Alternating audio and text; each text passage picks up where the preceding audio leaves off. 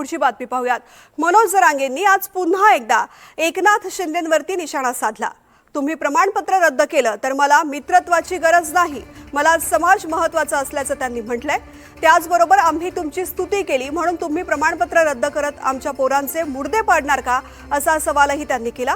तुम्ही मुर्दे पाडणार असाल तर मला मित्रापेक्षा माझा समाज महत्त्वाचा आहे, असं म्हणत मनोज जरांगे यांनी पुन्हा एकदा एकनाथ शिंदेंवरती निशाणा साधलाय। प्रत्येक वेळेस आम्ही एकनाथ शिंदे साहेबांची स्तुती केली, याचा अर्थ असा पण होत नाही की शिंदे साहेबांनी आमच्या पोरांचे मुर्दे पाडावे।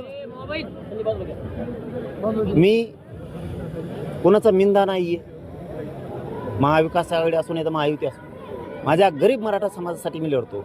आणि तुम्ही ते प्रमाणपत्र रद्द केले तर मला मित्रत्वाची गरज नाहीये, मला समाज हित महत्त्वाचं आहे। समाजाचे लेकरं बाळ मला अधिकारी करायचे।